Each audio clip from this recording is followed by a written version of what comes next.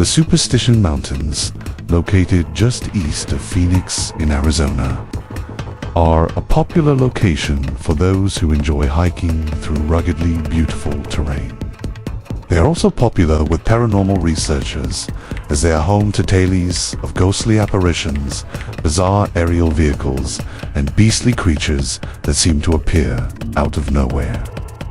One particularly captivating, if disturbing, encounter involved a local woman known as Angie in the report. In March 2000, Angie was hiking in the mountain range, something she often did. It was a particularly hot afternoon with the sun beating down on the terrain below.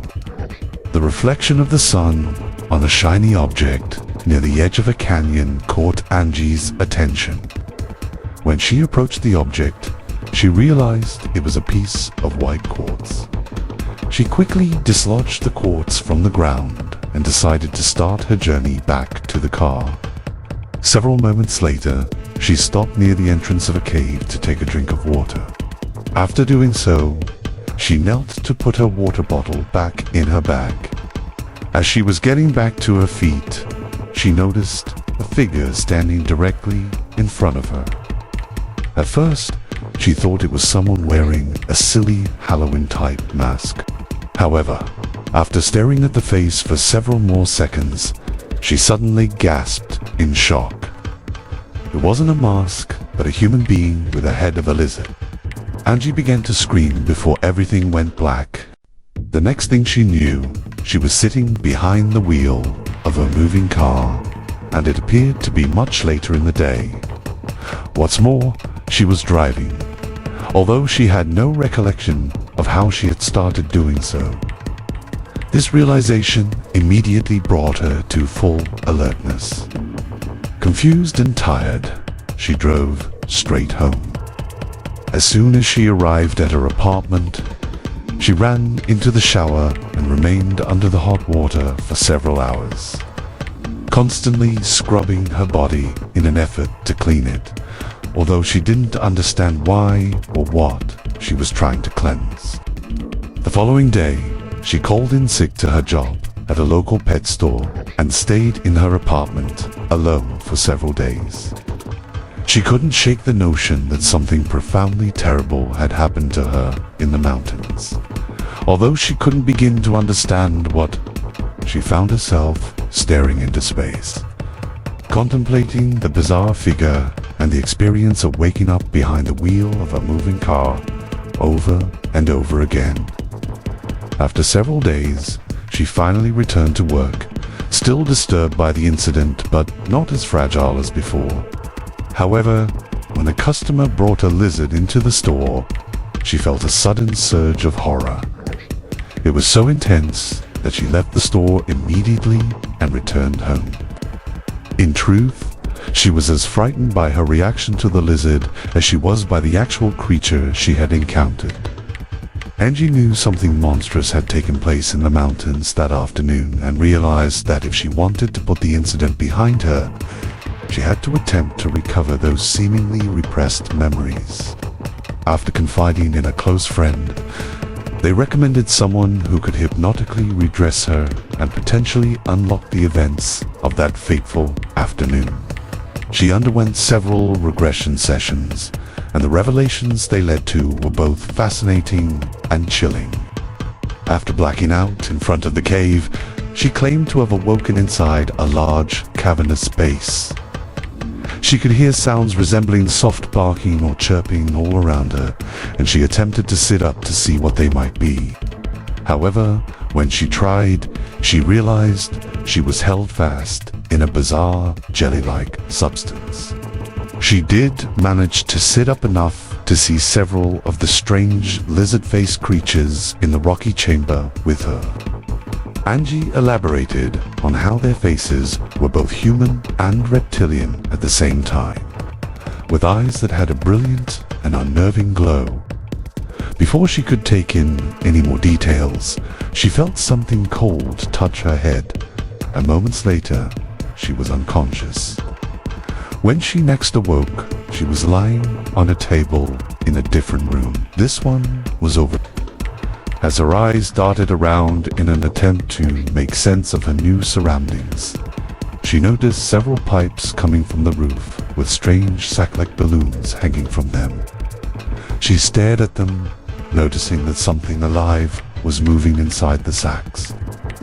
She forced herself to look away from the monstrosities above her, and in doing so, noticed for the first time that she was completely naked. She also noticed that several of the reptilian beings were in the room with her again. One of these creatures took steps toward her, and before she could begin to protest or put up any kind of fight, another figure fired a blue light at her. As soon as it hit her, she blacked out once more. The next thing she recalled was waking up behind the wheel of her moving vehicle.